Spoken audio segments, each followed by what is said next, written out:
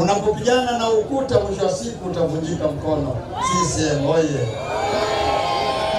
Amefanya uamuzi mzuri wa kurejea ndani ya Chama cha Mapinduzi, na sisi vijana wake tunamkaribisha kwa mikono yote miwili, na ajue kwamba huko Chama cha Mapinduzi ni sehemu salama, ni nyumba iliyo nzuri, na chini ya Dr. Samia Suluhu Hassan mambo ni mazuri kabisa kuliko ilivyokuwa jana. CCM oye!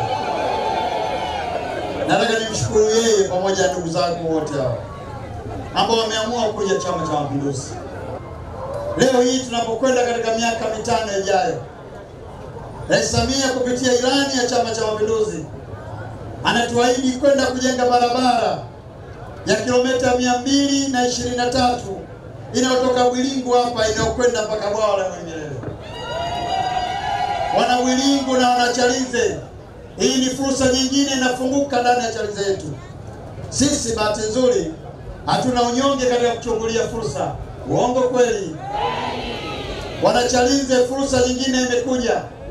Huu ni upendo wa dhati kutoka kwa Dr. Samia Suluhu Hassan. Na kuishia hapo katika miundombinu, anatujengea barabara njia 4 kutoka Kibaha inayokwenda mpaka Morogoro. Nani kama Rais Samia Suluhu Hassan? Sisi Chalinze, ndugu zangu, uelekeo wetu ni maendeleo, sio kupiga maneno. Chalinze tulikuta sisi miaka 10 iliyopita, sio Chalinze ya leo. Chalinze ambayo wananchi wake walikuwa wanahangaika, hawana uelekeo, hawajui washike kipi, waanze kipi.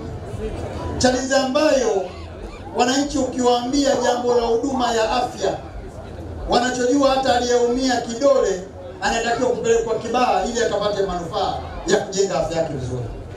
Leo Chalinze hapa amesema diwani wetu, tunakwenda kujenga nyumba za wauguzi wetu ili wauguzi wa Chalinze wakae sehemu nzuri kama wanavyokaa wauguzi wa maeneo mengine.